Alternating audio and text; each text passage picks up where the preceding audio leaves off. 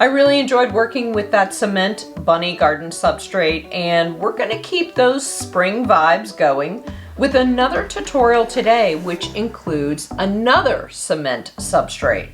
And this mosaic project is perfect whether you have a container garden that's outdoors on your patio, or maybe on your windowsill, or just a simple coffee table. And not only are we keeping with the outdoor mosaic theme, but we're also going to be using the same exact materials that I used in the bunny garden figure tutorial video. And I'm excited to see these little bunnies covered in mixed media mosaic. They're just adorable. I'll stop saying that, but seriously. Whenever I do a video like this, a project like this, where I think they're so cute, you know, you guys could start doing like a drinking game.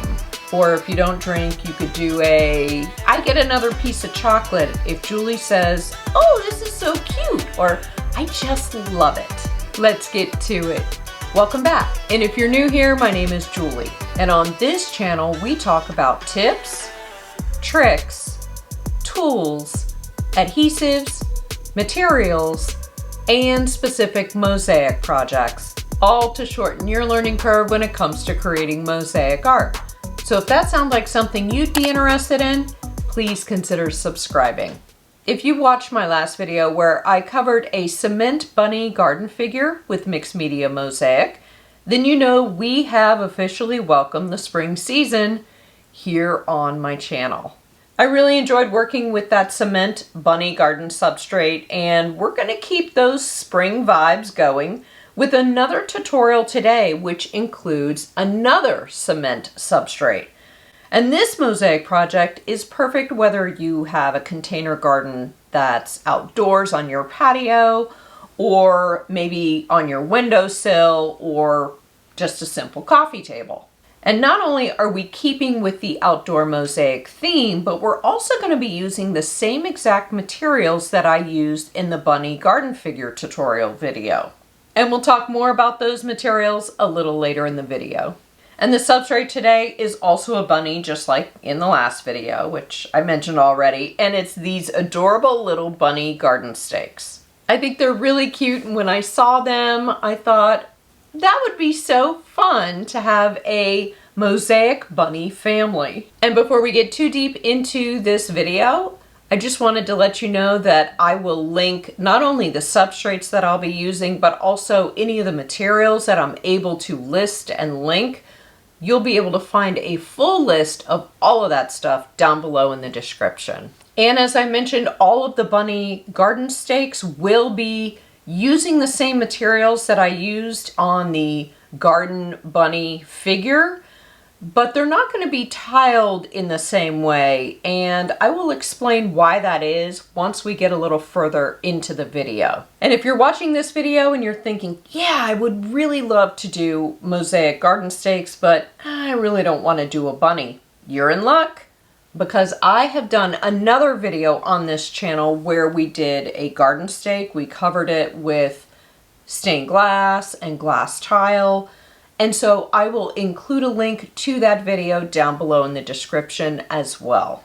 So in today's video, I've got a quick, fun, spring-themed mixed media mosaic tutorial, that's a mouthful, where we'll tile cement bunny garden stakes, we'll grout them, and then we'll get them cleaned up and ready for spring. We've got a lot to cover, so let's get started. Okay, so as I mentioned earlier, the garden stakes are these adorable cement bunnies, and I'll just put it out there before we dive in that I think they're so cute, whether they're covered in tile or not. And I'm saying that because I know somebody's going to say how cute they are, and they can't believe that I covered them, and I hear you, I agree, and I ended up tiling them anyway. Okay, so taking a look at the garden stakes, they are the traditional cement gray color. So they come in a set of 3 and have a plastic stick attached, so they can be put in a plant pot for display. And just like with the bunny garden figure, there's not a lot of detail to these substrates, and I think this is how you would want it to be, especially because they're so little. And because there's not a lot of detail, this gives you the flexibility to either tile in a minimal design style, or you could add in some details with your tile work. And regarding the details, there are long ears and a cottontail, and that's about it. Okay, so let's talk about what we'll be using to mosaic these little cuties. And as I mentioned earlier, the materials I'll be using are the same exact ones that I used on the bunny garden figure. So this includes materials in white and off-white. Things like broken plates, bowls, and cups, vitreous glass tile, recycled glass tile, glass rods, ceramic tile, and back stamps from broken plates. I'm also using cutoffs from when I tiled the bunny garden figure. If you watched other tutorials here on my channel, then you know I'm always encouraging you to save your cutoffs from projects because you just never know when you're going to need smaller tesserae. And keeping these smaller pieces will help you avoid unnecessarily having to break a larger piece of glass or tile or whatever. And so I put these cutoffs on a project tray as well. This helps me see what I've got and if I need to cut anything down further before I begin tiling. Now, because the pot stakes are so small and I've got a lot of these little cutoffs, I put the larger cutoffs to the side so I could try to use up the smaller pieces. I also had some smaller back stamps which were left over from that bunny garden figure tutorial, and I think their sizes will be perfect for the pot stakes. And of course I've got a mix here of the pink materials for the bunny's ears. So here's what I'll be working with, and I'm excited to see these little bunnies covered in mixed media mosaic. They're just adorable. I'll stop saying that, but seriously. Before I started tiling, I realized I needed to cut down a little more of the pink tesserae because despite those long ears being long, they're still little, if you know what I mean. And on a small project like this, it might be difficult or cumbersome to put your substrate down once you've started tiling, especially because I wouldn't want to bump any of the pieces that I had just adhered to the substrate. So that's why I opted to cut down some of the pink tesserae before I began tiling. Okay, now that I've got a nice assortment of the white and off-white and the pink tesserae all cut down into really small pieces, I got started tiling the ears first. The adhesive I'm using is fortified thinset mortar, which is the same adhesive that I used on the bunny garden figure.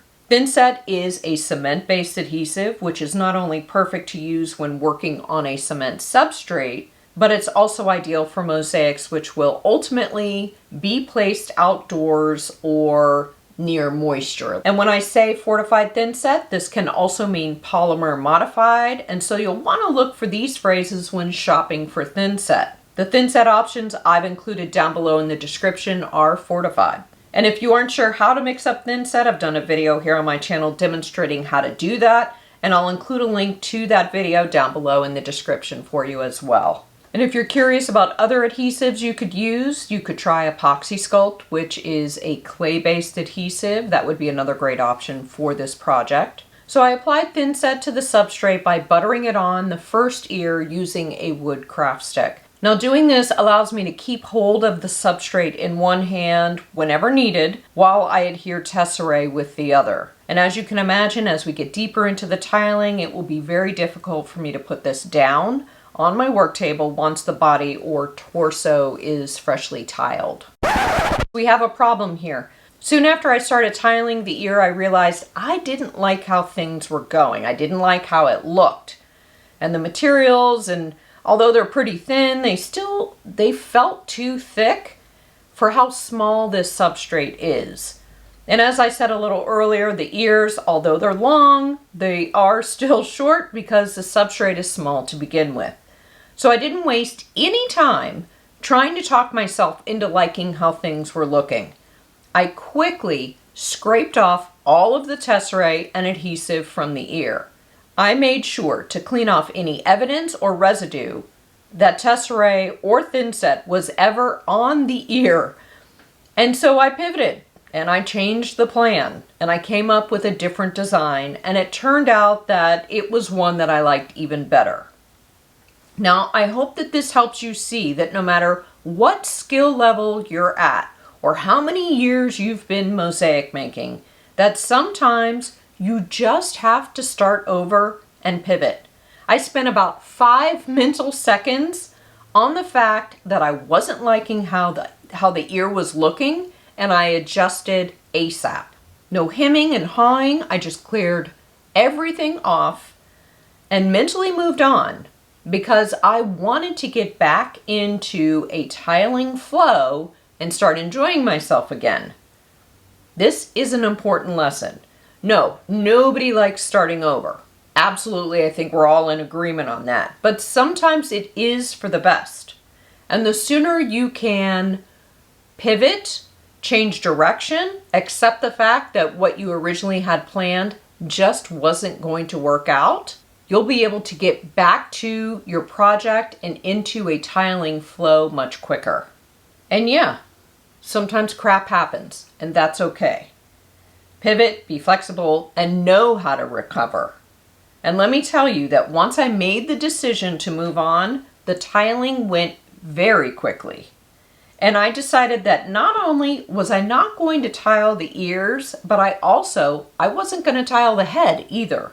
Now, since that was part of the substrate which had the most detail, I was going to leave it be and just focus my tiling work on the body or the torso of the bunny.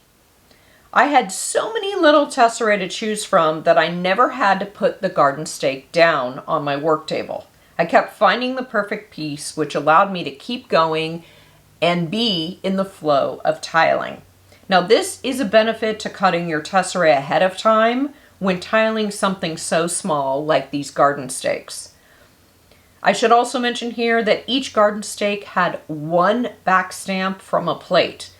And although the bunny garden figure I made in that last tutorial video had lots of back stamps all over the body of the substrate, I felt I would limit the back stamps to just one per garden stake. Even my smaller back stamps were big when compared to the size of the garden stake substrates. So again, we were just talking about pivoting and changing our direction there.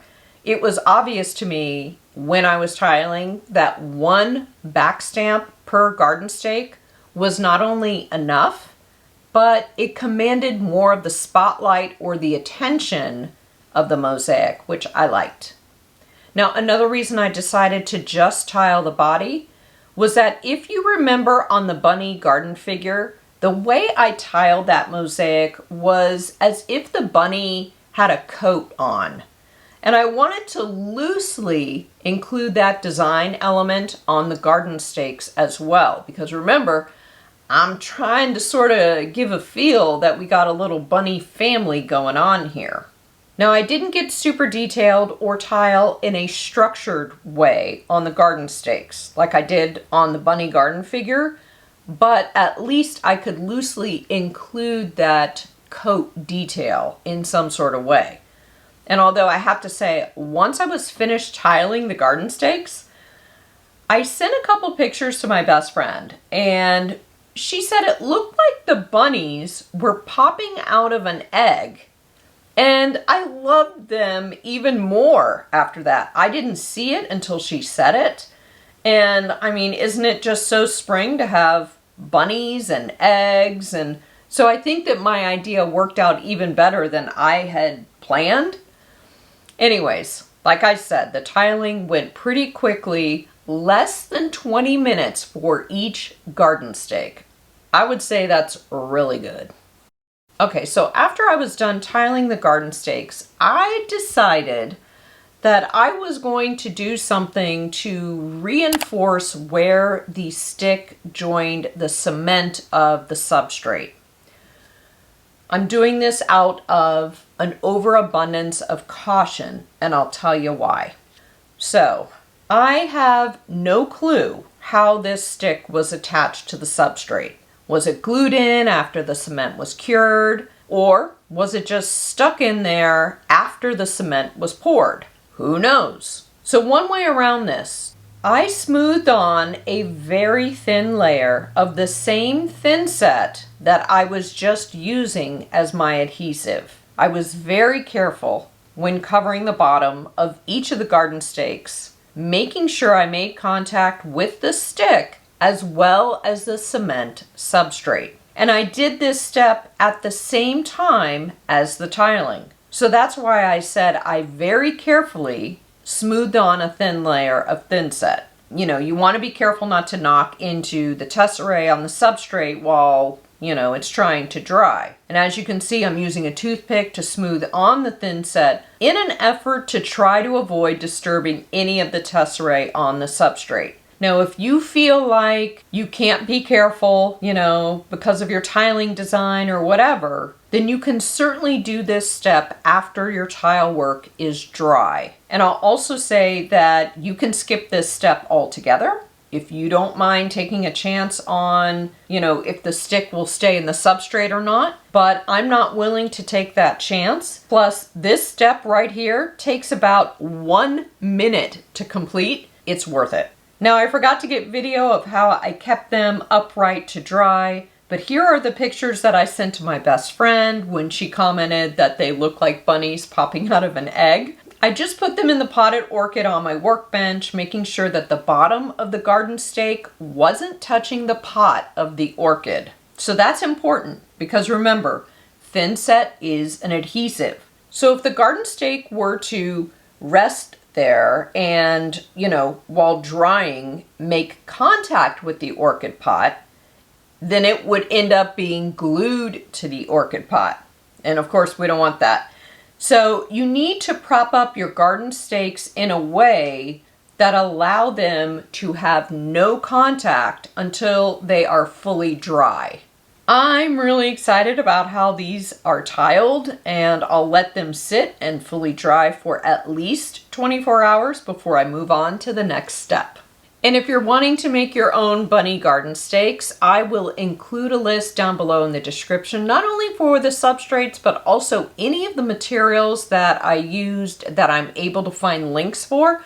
I will give you a full list down below in the description. Finally, it's time to pull the whole design together and see how these little cuties are going to look. But first, let's have a little chit chat about the grout. And just like with the bunny garden figure in my last video, I'm not actually going to use grout, but instead, I'm going to use fortified thinset again. Yes, it's true. You can use thinset not only as an adhesive, but also as your grout. Pretty handy, huh? Now, there are lots of pros and cons to using thinset as your grout, especially when it comes to mosaics for the outdoors, or mosaics like these today, which will be subjected to wet conditions. So not only will I use thinset as the grout, but I also want to create a custom color of thinset. But why? Well, because thinset only comes in white or dark gray, and I don't want either of those colors for these garden stakes. I don't want white because I want some contrast between the tesserae and the grout line, and I don't want dark gray because that'll give too much contrast between the tesserae and grout line. I sound like Goldilocks, don't I? So that's why I'm creating a custom color of thinset. So I did this by combining white and gray powder thinset, and I recorded it on my GROUT-THINSET recipe card so that not only can I replicate the color in the future should I need to repair the garden stakes at some point, but also so I have a recipe in the future when I'm in need of a light gray thinset color. If you're interested in learning more about the GROUT-THINSET recipe card, which is a printable download you can print unlimited copies of, either in a 3x5 inch, a 4x6 inch, and a single page layout. There's a link down below in the description with more information. So once I mixed up my custom color of thinset, I got started with grouting the substrates. And I worked with a small amount of thinset each time as I smoothed it on the surface of the garden stake. And I carefully went in a clockwise, counterclockwise motion, pushing the thinset into the grout line. Now I'm going slowly because although during the tiling process, I tried my best to keep the tesserae on the substrate to be at about the same height on the surface of the mosaic. Some of the tesserae were still thicker than others, which means they are sitting a little taller or a little higher than most of the tesserae on the substrate. So I don't want my gloves to possibly get ripped by those tesserae, and also I wouldn't want to accidentally be so aggressive that I might pop one of them off. And another reason I'm going slowly and carefully is that I want to do what I can to avoid getting thinset on the untiled head of the bunny. And although thinset could be lightly filed off later on in order to remove any sign that there may be dried thinset on the head or the ears, I'd like to just try to avoid that even happening. And as you can imagine, if it took me less than 20 minutes to tile each of the garden stakes, then it took even less time to grout each of them. And here they are, all covered in thinset. And I'll let them sit and dry for about 10 minutes before I come back and clean them off. Okay, the garden stakes have been sitting here drying and they're ready to be cleaned off. Now to get started, I'm removing the thinset in the same way as I put it on by rubbing in a clockwise, counterclockwise motion. And I'm cleaning over the grout line, but I'm not digging into it.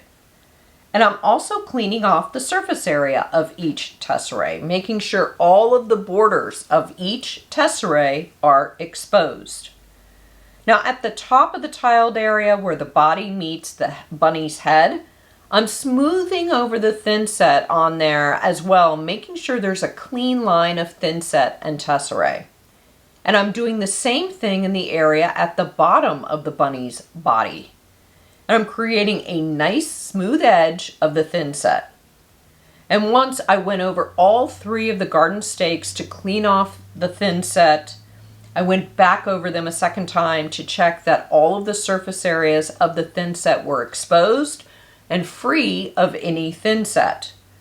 This is also a good time to make sure all of your grout lines have been filled in with thinset, and that if any thinset was accidentally knocked out or rubbed out in the cleaning off process, now is the time for you to fill them in. Something I like to do once the grouting is done is I like to go over the mosaics with a chip brush, or you can use an old paintbrush, just to clean off any like thinset clumps or dust, just to kind of give it a sort of a final, it's not necessarily a polishing, but you're definitely cleaning them off even more. And the final step, once the thinset is fully cured, is to seal the grout line, since these will either be used outdoors or at the very least placed in wet soil. And if you're curious how to seal mosaics for outdoors, I've done a video all about how to do that, and I'll include a link to it down below in the description. I'm a year older since filming my last video. How's about that? A year older. Where are all of my April or Aries people out there? You got this. Come on, girl. Getting all tied up here. Whenever I do a video like this, a project like this, where I think they're so cute, you know, you guys could start doing like a drinking game. Or if you don't drink, you could do I get another piece of chocolate if Julie says, oh, this is so cute, or I just love it. I didn't do that today because I got teased by somebody in my life where I must have said, I just love it so many times with the garden bunny. So I'm trying not to do that. I do love them though, they're so cute. They're right here. They're so cute. Coming out of an egg, I totally see that. And you see the little nubby? The little nubby is exposed. I made sure I didn't grout over that. I almost said it's so cute, I love it. I'm not gonna do that. I'm not gonna fall into it.